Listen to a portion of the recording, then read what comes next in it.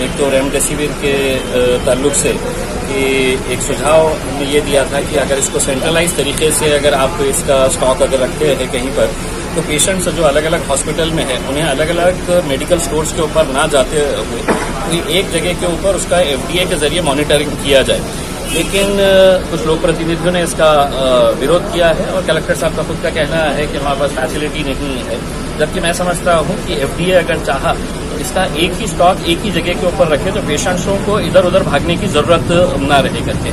और मैंने पूरे यकीन के साथ कहा कि आज भी रेमडेसिविर इंजेक्शन जो है वो ब्लैक के अंदर अवेलेबल है।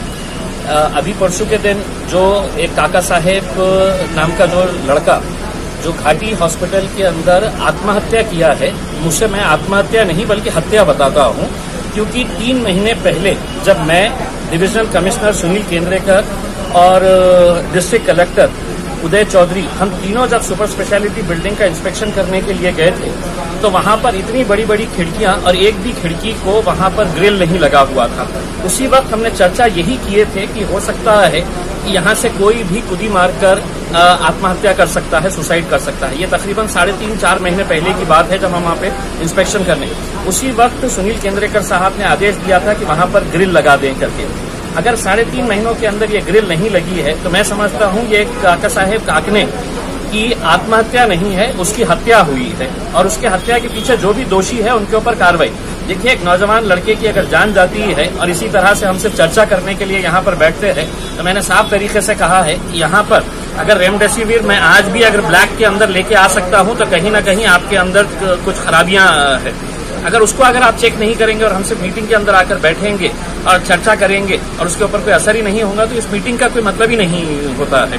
मैंने FDA के जो इंचार्ज है उनको कहा है कि काका साहेब काकने के भाई ने एक स्टेटमेंट दिया है कि मैंने 3 इंजेक्शंस लेकर आया था। 2 इंजेक्शन 9,000 रुपए में लेकर आया रेमडेसिविर का और 1 इंजेक्शन जो है वो 5,000 रुपए घाटी में से लेकर आया।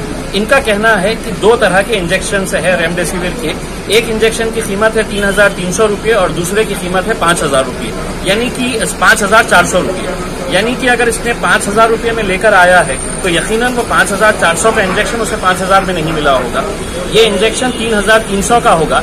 इसके ऊपर हमने कहा है कि उसके भाई को बुलाइए जिसने पेपर में स्टेटमेंट दिया है कि मैंने उसी दिन जिस दिन उसकी मौत हुई थी उससे 1 दिन पहले ये 3 इंजेक्शन लेकर आया है और उसके ऊपर फौरन कार्रवाई करें अगर कोई ब्लैक में इस तरह का काम कर रहा है। मैं लोगों से सिर्फ यही अपील करना चाहूंगा जो सरकार ने किया है कि अब इससे बचने के लिए सिर्फ जो मास्क का इस्तेमाल है वो मास्क का इस्तेमाल तमाम लोगों ने करें। अब हम लोग जानते हैं कि इतने महीनों के बाद भी अगर इसका इलाज नहीं मिल रहा है और केसेस बढ़ते जा रहे हैं तो अपनी एहतियात के लिए यकीनन आप लोग सभी लोग मास्क का इस्तेमाल करें।